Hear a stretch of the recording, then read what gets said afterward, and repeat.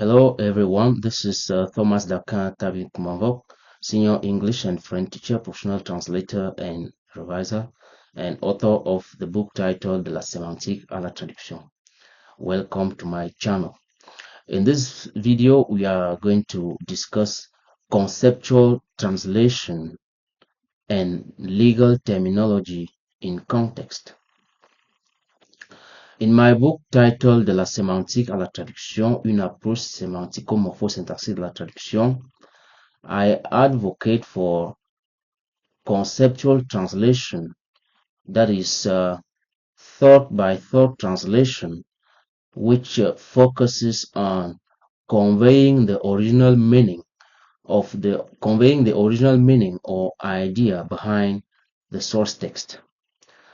In that book, I show that we do not translate words. We do not. I show that structural translation is misleading, because structural translation is a kind of literal translation which lean on the structure. We just follow the structure of the source text. And what we are trying to say here is that we do not translate structure. We do not translate sentence structure. We translate the idea which are raised in those sentences. But I have to make it clear when it comes to legal translation. Legal translation is a specialized translation with a lot of peculiarities. Why? Because although we translate ideas, we have to be very careful as far as terminology is concerned. Because if we use wrong terminology, even if we translate the whole idea of the sentence, the fact that we chose the wrong terminology, we are not going to achieve a high quality translation. Remember this statement by Jean-Paul Sartre, where he says, words are like loaded pistols. Words are like loaded pistols. Why? Because we can use we may use a wrong terminology which can be misleading, which can hurt, or which cannot address the actual message, the actual intention which is raised in an utterance. So as far as legal translation is concerned, terminology is very critical, and we have to find the right terminology, the right term. But the problem is that when we take a look at, when we compare English to French, we have some term which we can call false friends.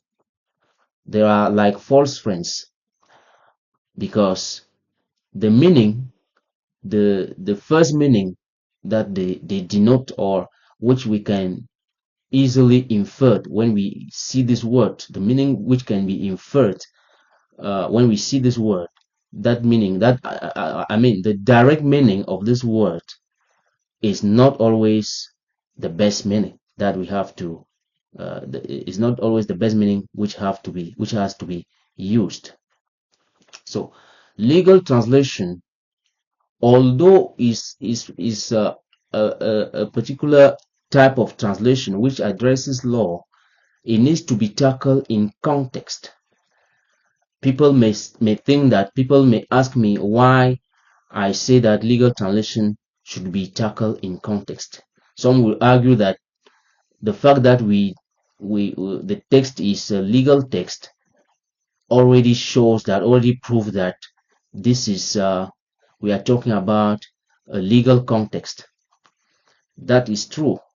But the point is, although this is, we can call it a general legal context, we need to delve into the specific legal context which is actually, which we are dealing with. Because law is a great domain which has subdomains. That said, when we translate legal text, we should first bear in mind, as I put it in other video, in some of my videos, that we are not translating word, we are translating the ideas bottled in an utterance. But with legal translation, we have to pay a specific attention. We have to be very careful with terminology, because if we take a word, a term like provision in a general context, that is, in general translation, provision has to do with food. When we are talking about food supplies, then we can translate it by saying vivre. This is a general context. But when we come to, if we use provision, if provision is used under statutes or acts or regulations, then provision can no longer maintain its general equivalence, that is, the equivalence that is used in general translation. When provision is used in statutes, acts, and regulations, provision has to do with the rule or the section of the rule or the section of the law. So, if we take an example under regulation, if we say, for instance, under the provision of this act, provision here is no longer, does not denote supplies. It rather stands for disposition, because this is part of this fall under regulations. So we are going to say, for the sentence under the provision of this act, and we have to translate it into French, we are going to say selon les dispositions de la présente loi, because here we are talking about acts or regulation. So if now we have to translate provision in another context, that is, when we are talking about contracts, agreement, then provision will no longer be disposition. Because if we say, for instance, the provision of this agreement shall remain in effect, the provision of this agreement should remain applicable or in effect, we are going to say provision in this particular context, because we are talking about contracts or agreement, provision at that time will be translated by clause. Then we are going to say the provision of this agreement shall remain in effect.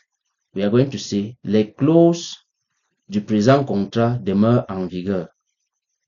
So provision when we are talking in a context of agreement is clause, whereas under acts or regulation it stands for disposition. We can take some other example, like if we say, for instance, charge. When we say in general translation, we say free of charge, this is gratuitement. But when we come to legal language, especially in criminal law, charge stands for accusation. Then we are going to say, we take an example like, he faces multiple charges. The translation will be, il fait face à plusieurs chefs d'accusation, because charge in criminal law means chef d'accusation. But if we find ourselves in under the financial law, in a financial context, we are going to say, if we say, for instance, service charges apply. Charges here has to do with frais.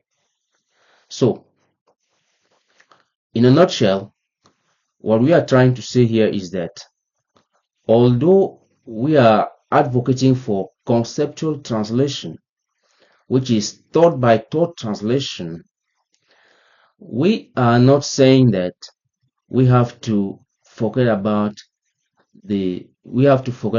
concept. We do not have to forget about terminology. Terminology, because we are in a specialized area which is legal. Terminology is significantly critical because we should use the right term based on the context. So what we can say is that although we are in legal translation, we have to know that we are translating law in context. So we are going to say that legal translation is a broad concept under which we find different type of law: financial law, criminal law, and any kind of law that you can know. So we have to pay attention when translating law. We have to be able to know the context and bear in mind that certain terms may not have the same equivalent in different legal context. So this is what we can say concerning this video. I hope you will find it interesting, and for more details I advise you to check my book, De la sémantique à la traduction. The book is available on Amazon.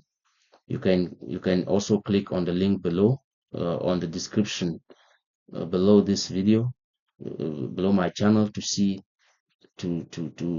my contact details and to get in touch with me should you find it necessary. Please don't forget to leave your comment. Don't forget to subscribe and share. And we are going to discuss some other point next time. Thank you very much for watching.